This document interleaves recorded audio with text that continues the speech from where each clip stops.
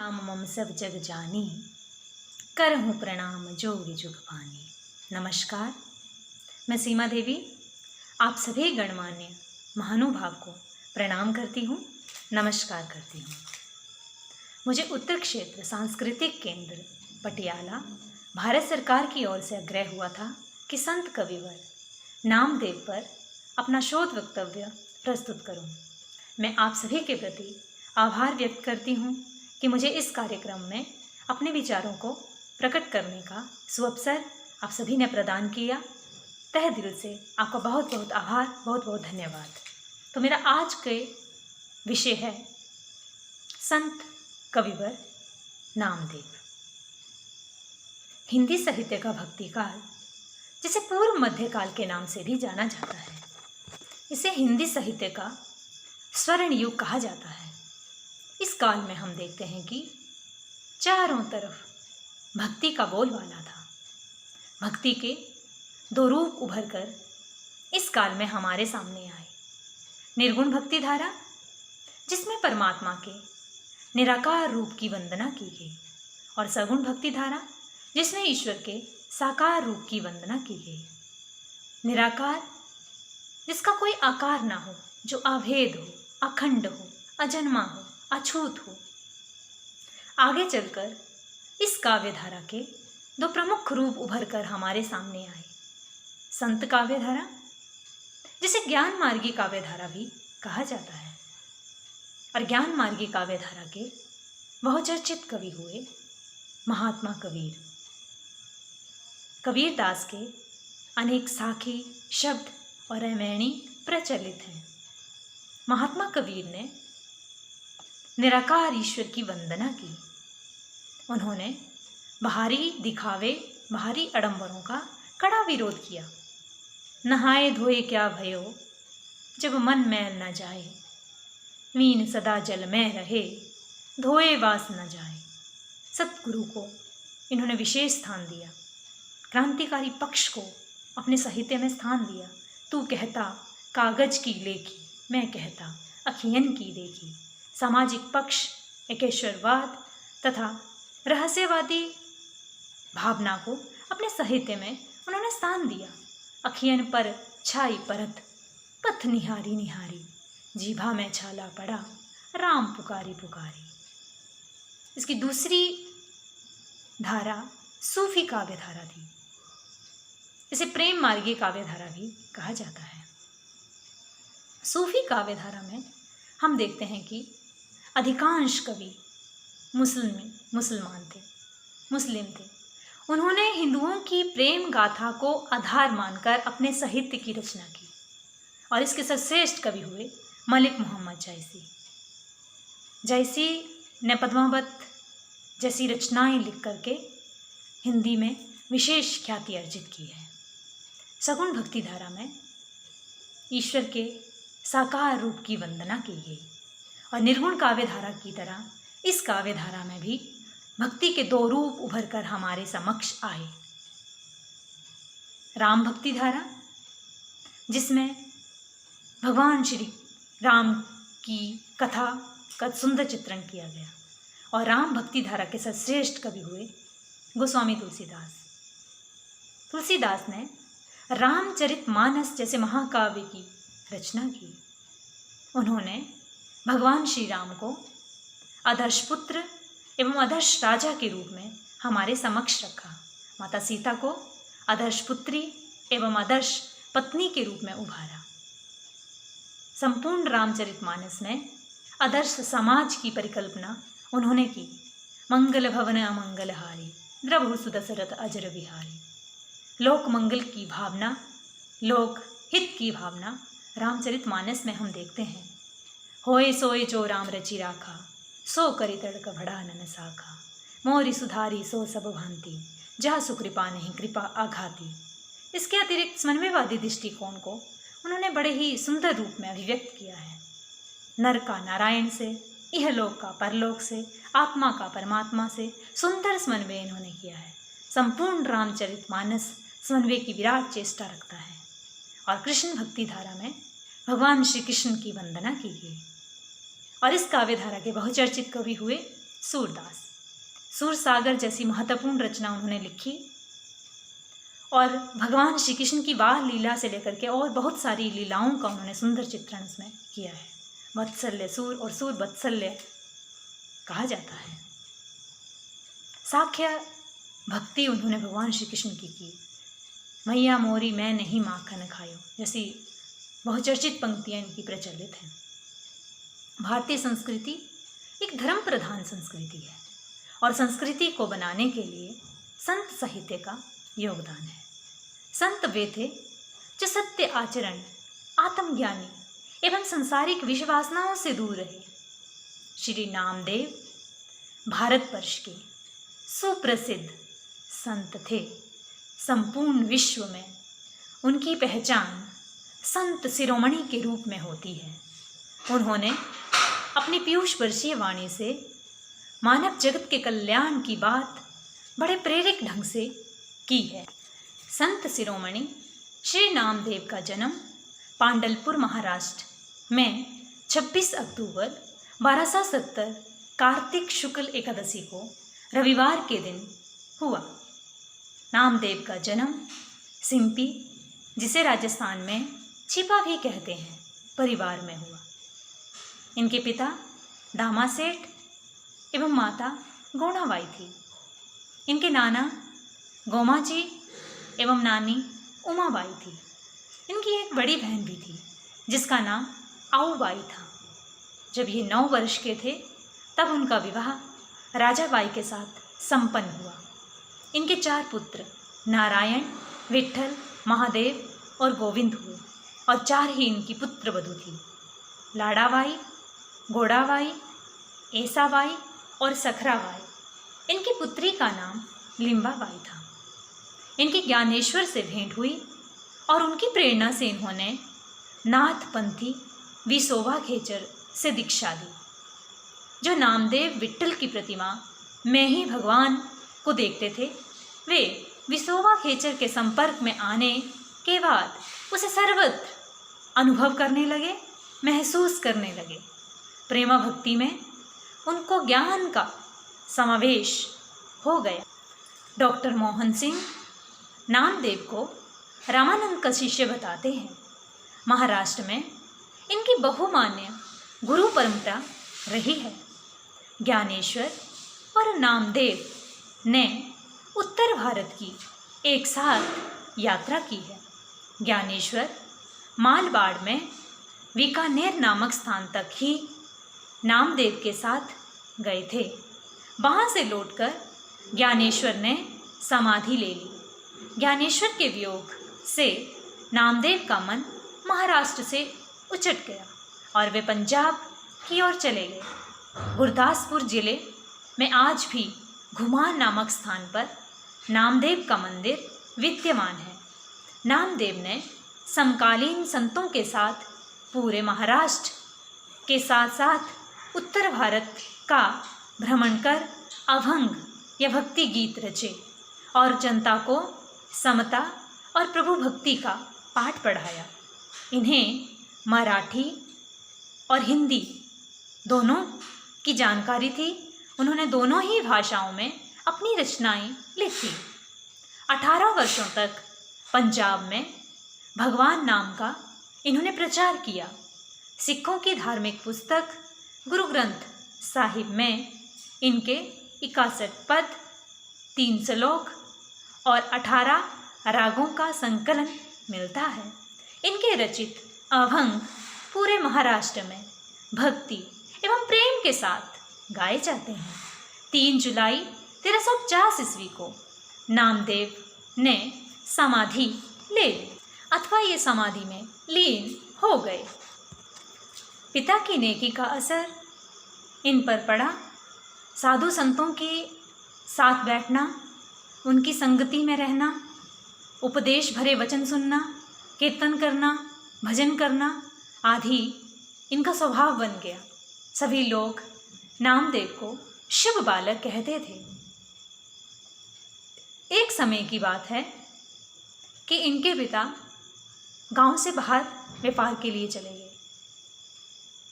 या बाहर की यात्रा के लिए चले गए। घर पर उनकी माता ने उनसे कहा कि ये भोजन से सजा हुआ थाल है और गिलास में दूध है, आप इस भोजन को और इस दूध को भगवान विट्ठल को खिला के आओ या दे के आओ। इससे पहले नामदेव कई बार जिद कर चुके थे अपने पिताजी से कि जिस प्रकार आप भगवान को भोजन लगाने के लिए जाते हैं, मैं भी आपके साथ चलूँगा या मैं भोजन लगाऊंगा। तब उसे इनकार कर दिया गया था, लेकिन सौभाग्य से उसे ये अवसर मिल गया। वे उस सजे हुए थाल को लेकर के भगवान के मंदिर में जाते हैं और भगवान के आगे खड़े होकर के कहते हैं कि हे भगवान, हे विठोबा, आप ये भोजन ग्रहण करिए। और उसे नहीं पता था कि ईश्वर जो हैं वो भावात्मक भोजन जो है वो ईश्वर को लगाया जाता है, मूर्ति सचमुच भोजन नहीं करती है। जब वो ईश्वर के आगे खड़े हो गए और कहने लगे कि हे रंगनाथ भोजन कीजिए, हे रंगनाथ भोजन कीजिए, तब बहुत सारे लोगों की भीड़ इकट्ठी हो गई। लेकिन कुछ क्षणों के बाद, कुछ ही पल के बाद सभी लोग अपने अपने घर चले गए। लेकिन नामदेव अपने बटल रहे एक चट्टान की तरह और ईश्वर के सामने खड़े होकर के कहने लगे, हे रंगनाथ, हे विठोबा, आप भोजन कीजिए। जब तक आप भोजन नहीं करेंगे मैं भी भोजन नहीं करूँगा। और कुछ ही क्षणों के बाद वे रोने लग पड़े और ईश्वर को कहते हैं कि अगर आप भोजन नहीं करेंगे तो मैं रो रो करके अपने प्राणों का परित्याग कर दूंगा यहीं पर ही। और कहते हैं कि बच्चे के उस बालपन को, बाल हट को देख करके भगवान जो थे उस मूर्ति में से साक्षात इंसान की तरह, जीवित व्यक्ति की तरह प्रकट हुए और उन्होंने प्रकट होकर के वो भोजन भी ग्रहण किया, दूध भी पिया, स्वयं भी पिया और उनको भी पिलाया, उनको भी खिलाया। इस तरह की घटना जब उनके जीवन में घटित हुई तो उनके अंदर जो विट्ठल नाम की धुन थी वो दिन रात बढ़ती चली गई। ईश्वर के प्रति उनका विश्वास जो था वो और मजबूत हो गया।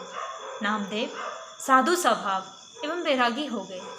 कोई काम नहीं करते थे, कभी काम कर भी लेते थे तो राम यश का गान करते रहते थे।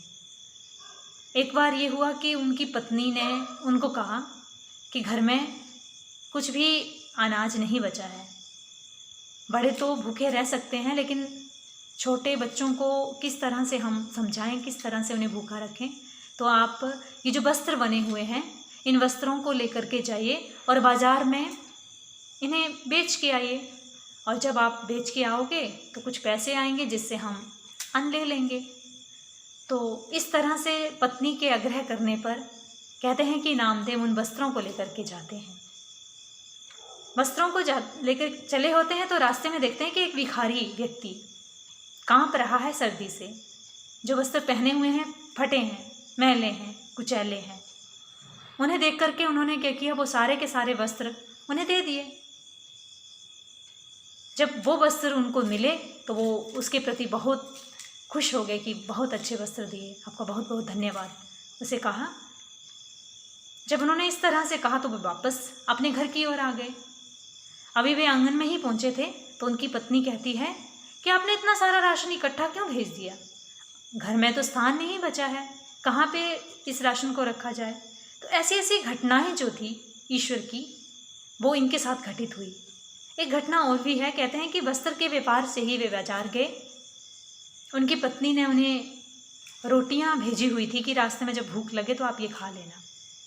तो कहते हैं कि जैसे ही वो रोटी उन्होंने खोली और खोल करके पीछे की तरफ वो हाथ धोने के लिए गए। हाथ धोने के बाद जब वे आते हैं तो कुत्ता एक उन रोटियों में से एक रोटी लेकर के चला जाता है। तो वे उस कुत्ते के पीछे पीछे भागते हैं और कहते हैं कि रुको रुको, आप सूखी ना खाओ, इसमें घी लगाने दो। तो इस तरह से हम देखते हैं कि मानव के प्रति, जीव जंतु के प्रति उनमें दया करुणा की भावना पाई जाती थी। और नामदेव को भगवान ने 72 बार साक्षात दर्शन दिए हैं। इनके व्यक्तित्व की निम्न विशेषताएं हमारे सामने आती हैं उभर कर। इनका स्वभाव जो था वो सरल था, सरल स्वभाव वाले व्यक्ति थे, छल कपट रहित थे, सभी के प्रति दया का भाव, करुणा का भाव इन्होंने रखने वाले थे। इसके अतिरिक्त पवित्रता से परिपूर्ण थे, नेकी से परिपूर्ण थे। शोषण और भ्रष्टाचार के विरुद्ध आवाज़ इन्होंने उठाई है। उदार धर्म भावना वाले व्यक्ति थे। हिंदू एवं मुसलमान धर्म के प्रति उदारता रखते थे। मानवीय समानता, बाहरी आडंबरों का इन्होंने कड़ा विरोध किया है। आस्तिक थे, ईश्वर के प्रति विश्वास था। नाथपंथी प्रभाव के कारण इन्होंने सगुण और निर्गुण में कोई भेद नहीं किया था। भाग्यवाद को मानने वाले थे। पुनः जन्म में अटूट विश्वास रखते थे। नियति को, भाग्य को, कर्म फल के प्रति पूर्ण श्रद्धा इनमें पाई जाती है। कवि हृदय था। मराठी में, हिंदी में अनेक अभंग, भक्ति गीत इन्होंने लिखे हैं, जिसको इन्होंने अलंकारों का भी उसमें प्रयोग किया है, संगीत का भी प्रयोग किया है और इनको छंद शास्त्र का भी पूर्ण ज्ञान था। भारतीय संस्कृति को इनके चिंतन का विशेष योगदान रहा है। नामदेव का काल महाराष्ट्र के सांस्कृतिक इतिहास का स्वर्ण युग है। नामदेव के समय में महाराष्ट्र में नाथ तथा महानुभाव संप्रदाय प्रचलित थे। नाथपंथियों की तरह इन्होंने नैतिक मूल्यों और चारित्रिक शुद्धता पर विशेष बल दिया।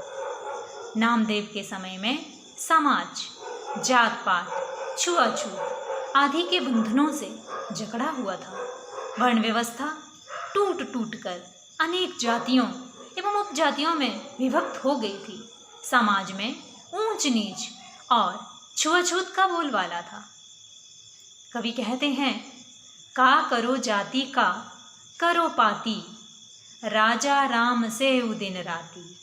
का करो जाति का करो पाती, राजा राम से दिन राती। मन मेरी गज जीभा मेरी काती, मन मेरी गज जीभा मेरी काती। राम रमे काटो जम की फांसी, राम रमे काटो जम की फांसी। अनंत नाम का शिव बागा, अनंत नाम का शिव बागा। जासी जत जम का डर भागा, जासी जत जम का डर भागा। मूर्ति पूजा, कर्मकांड, जात पात के विषय में इनके स्पष्ट विचारों के कारण हिंदी के विद्वानों ने इन्हें कबीर जी का आध्यात्मिक अग्रजर माना है। नामदेव ने वारकरी संप्रदाय के माध्यम से भारतीय समाज को नई ऊर्जा, नवजीवन देने का प्रयास किया है। यह एक सामाजिक, धार्मिक एवं साहित्यिक आंदोलन था जिसने ईश्वर भक्ति को सभी जाति, वर्ग, धर्म एवं संप्रदाय के लिए उन्मुक्त कर दिया था। नामदेव पहले सगुण उपासक थे। उनके ईश्वर विठोबा थे, रंगनाथ थे। जैसा कि उस कहानी के द्वारा मैंने पहले भी दिखाने का प्रयास किया है कि साक्षात परमात्मा ने उन्हें दर्शन दिए हैं। चाहे वो स्वयं आकर के दूध पिया हो, भोजन ग्रहण किया हो, या बहुत सारे इनके जीवन में घटनाएं घटित हुई हैं जो कि साकार उस सगुण ईश्वर की ओर संकेत करती है। लेकिन उन्होंने निराकार ईश्वर की भी वंदना की है। आगे चल कर के हम देखते हैं कि इनके ईश्वर जो थे, उनके परमात्मा जो थे, इनके राम जो थे, वो निर्गुण थे, निराकार थे, अभेद थे, अखंड थे, अवगत थे, सर्वव्यापी थे। वे कहते हैं, धनी धनी मेघा रोमावली, धनी धनी मेघा रोमावली। धनी धनी कृष्णा ओढ़े कावली, धनी धनी कृष्णा ओढ़े कावली। धनी धनी तू माता देवकी, धनी धनी तू माता देवकी। जिह घर रम्य कमलापति, जिह घर रम्यो कमलापति। धनी धनी वनखंड वृंदावन, धनी धनी वनखंड वृंदावन। जहाँ खेले श्री नारायणम, जहाँ खेले श्री नारायण। बेनु बजावे गोधन चारे, बेनु बजावे गोधन चारे। नामे का स्वामी आनंद करे, नामे का स्वामी आनंद करे। धनी धनी मेघा रोमावली, धनी धनी कृष्णा ओढ़े कावली। धनी धनी तू माता देवकी जिह घर रम्यो कमलापति, धनी धनी वन खंड वृंदावन, जहाँ खेले श्री नारायण, वेणु बाजे गोधन चारे, नामे का स्वामी आनंद करे। संत कविवर कबीरदास जी ने भी उस निराकार निर्गुण परमात्मा की वंदना की है। वे कहते हैं, निर्गुण नाम जपू रे भाई, अवगत की गत कहीं न जाए। निर्गुण नाम जपू रे भाई, अवगत की गत कहीं न जाए। नामदेव के परम तत्व का ना कोई भेद है, ना कोई रेख है, ना कोई वर्ण है। समस्त जगत में व्याप्त होते हुए भी आत्म तत्व से वे भिन्न हैं। वे कहते हैं, तेरी गति तू ही जाने, तेरी गति तू ही जाने, अल्प जीव गति कहाँ बखाने, अल्प जीव गति कहाँ बखाने। नामदेव का मानना था कि ईश्वर हर प्राणी में निवास करते हैं। राम को पाने के लिए अनंत भटकने की आवश्यकता नहीं है, कहीं और जगह जाने की आवश्यकता ही नहीं है। ब्रह्म विद्या को लोक सुलभ बनाकर उन्होंने महाराष्ट्र एवं उत्तर भारत में हरि नाम की वर्षा की। इनका महाराष्ट्र में वह स्थान है जो संत कविवर कबीरदास, तुलसीदास, सूरदास आदि का उत्तर भारत में है। ईश्वर में इनका अटूट विश्वास था। इनकी भक्ति तन्मयता एवं एक निष्ठता से परिपूर्ण थी। उनका सारा जीवन मधुर भक्ति भाव से ओतप्रोत था। परमात्मा के प्रति अटूट विश्वास, अटूट श्रद्धा इनमें पाई जाती थी। ऐसी तन्मयता की समता लौकिकता से नहीं दी जा सकती। विट्ठल भक्ति भक्त नामदेव को विरासत में मिली थी। भगवान की वंदना करते हुए वे कहते हैं, जल तरंग अरु फेन बुदबुदा, जल तरंग अरु फेन बुदबुदा, जलते भिन्न न होई, जलते भिन्न न होई, अहु पर पंच पार ब्रह्म की, अहु पर पंच पार ब्रह्म की, लीला विचरत आन न होई, लीला विचरत आन न होई। जल तरंग अरु फेन बुदबुदा, जलते भिन्न न होई, इहु पर पंच पार ब्रह्म की, लीला विचरत आन न होई। इस प्रकार हम देखते हैं कि ईश्वर की भक्ति कूट कूट कर इनमें बसी हुई थी, इनमें भरी हुई थी। नामदेव ने जीवन और जगत की नश्वरता पर बल दिया। वे इस जीवन को क्षणभंग मानते थे और उसकी नश्वरता की ओर संकेत इन्होंने किया है। काल की भयानकता की ओर इन्होंने बड़े ही सुंदर रूप में ये पंक्तियाँ प्रस्तुत की हैं।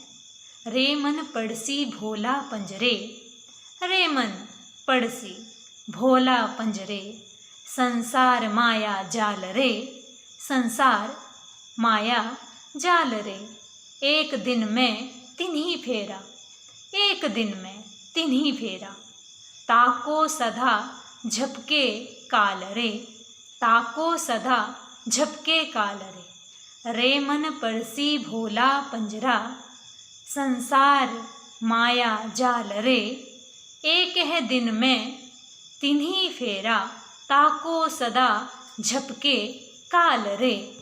संत कविवर कबीरदास जी ने भी संसार की क्षण भंगुता की ओर संकेत करते हुए कहा है, चलती चक्की देख के दिया कबीरा दोय, रोए दोय पट भीतर आए के, साबुत गया ना कोई।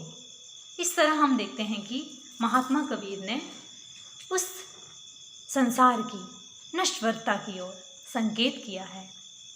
नामदेव का संपूर्ण जीवन मानव कल्याण, मानव हित, लोक मंगल, सर्वजन हिताय के लिए समर्पित रहा है। नामदेव के पदों में उत्कृष्ट हरिप्रेम की अभिव्यक्ति हुई है। भगवान से उन्होंने अपना स्वंद, स्वामी, सेवक, माता, पिता, पुत्र, सरोवर, तरंग, दूध, मक्खन, तरवर, पांखी, जल की मछली के रूप में माना है। नामदेव अपनी उच्च कोटि की आध्यात्मिकता या आध्यात्मिक उपलब्धि के लिए ही विख्यात हुए। वे चमत्कारों के सर्वथा विरुद्ध थे। वे मानते थे कि आत्मा एवं परमात्मा में कोई भेद नहीं है। इसी से साधक भक्त को दिव्य दृष्टि प्राप्त होती है। वे कहते हैं, शंभु गोविंद है, शंभु गोविंद है, गोविंद बिनु नहीं कोई। शंभु गोविंद है, शंभु गोविंद है, गोविंद बिनु न कोई। सूत एक मणि सत सहंस, सूत एक मणि सहत सहंस, जैसे ओति पोति प्रभु सोई, जैसे ओति पोति प्रभु सोई। महात्मा कबीर कहते हैं, लाली मेरे लाल की जित देखूं तित लाल, लाली देखन में चली मैं भी हो गई लाल। नामदेव ने महात्मा कबीर की भांति व्रत, तीरथ, बाहरी दिखावे का कड़ा विरोध किया है और सतगुरु को, जिस तरह कबीरदास जी ने कहा है, गुरु गोविंदो खड़े काके लागे पाए, बलिहारी गुरु आपनो जिन गोविंद दियो मिलाए। उसी तरह इन्होंने भी सतगुरु को प्रधानता दी है, प्रमुखता दी है और इन्होंने सगुण और निर्गुण में कोई भेद नहीं किया है। दोनों को एक समान माना है कि परमात्मा जो हैं वो निराकार भी हैं, अभेद भी हैं, अखंड भी हैं और साकार भी हैं। मूर्ति में भी है और हर मनुष्य में भी ईश्वर जो है वो विराजमान है। उन्होंने नाम स्मरण को प्रमुखता दी है। ईश्वर का भजन करते हुए, उनका नाम जपते हुए वे कहते हैं, हरि नाम हीरा, हरि नाम हीरा, हरि नाम हीरा, हरि नाम हीरा, हरि नाम लेत मिटे सब पीरा, हरि नाम लेत मिटे सब पीरा। हरि नाम जाति, हरि नाम पाती, हरि नाम जाति, हरि नाम पाती, हरि नाम सकल जीवन में क्रांति, हरि नाम सकल जीवन में क्रांति, हरि नाम सकल सुषमन की राशि, हरि नाम सकल सुषमन की राशि, हरि नाम काटे चमकी फांसी, हरि नाम काटे चमकी फांसी, हरि नाम सकल भुवन तत्सारा, हरि नाम सकल भुवन तत्सारा, हरि नाम नामदेव उतरे पारा, हरि नाम नामदेव उतरे पारा। हरि नाम हीरा, हरि नाम हीरा, हरि नाम लेत मिटे सब पीरा, हरि नाम जाति, हरि नाम पाती, हरि नाम सकल जीवन में क्रांति, हरि नाम सकल सुषमन की राशि, हरि नाम काटे जम की फांसी, हरि नाम सकल भुवन तस सारा, हरि नाम नामदेव उतरे पारा। इस तरह उन्होंने नाम स्मरण का बड़ा ही सुंदर और मनमोहक वर्णन जो है वो किया है। महात्मा कबीर ने भी उस नाम स्मरण, उस ईश्वर के नाम को बड़े सुंदर रूप से चित्रित किया है और गुरु को महत्व दिया है। गुरु शिष्य परंपरा के कारण आज भारत जो है वो विश्व गुरु कहलाता है। गुरु शिष्य परंपरा हमारे धार्मिक ग्रंथों, वेदों, उपनिषदों एवं संतों की ही देन है। संक्षिप्त रूप में कहा जा सकता है कि नामदेव की वाणी में जीवन की क्षणभंगुता, प्रेम, करुणा, शील, सेवा, त्याग, आत्मा परमात्मा का संपूर्ण मिलन, घट घट निवासी ब्रह्म कल्पना, माया पाश से मुक्ति, पूर्ण समर्पण जैसे तत्वों से ओतप्रोत है। इनकी वाणी जीवन के प्रति आस्था से निकली हुई है, मानवीय सरोकारों से गहराई से जुड़ी हुई है, इसीलिए वे हृदय की अतल गहराई से निकली हुई है। इन्होंने अपनी पीयूष वर्षणीय वाणी से जन सामान्य को चेतना प्रदान की है। नामदेव की वाणी अंधकार से प्रकाश की ओर, अज्ञान से ज्ञान की ओर, विनाश से सृजन की ओर, असत्य से सत्य की ओर, अधर्म से धर्म की ओर, पशुता से मानवता की ओर, इसके साथ साथ असीम से सीम की ओर ले जाने का श्रेय यदि किसी को दिया जाता है वे नामदेव को दिया जाता है। इनकी वाणी हर प्राणियों की संवेदनाओं को या हर प्राणी की जो भावनाएं हैं उनको मानवीयता से जोड़ती है। धन्यवाद।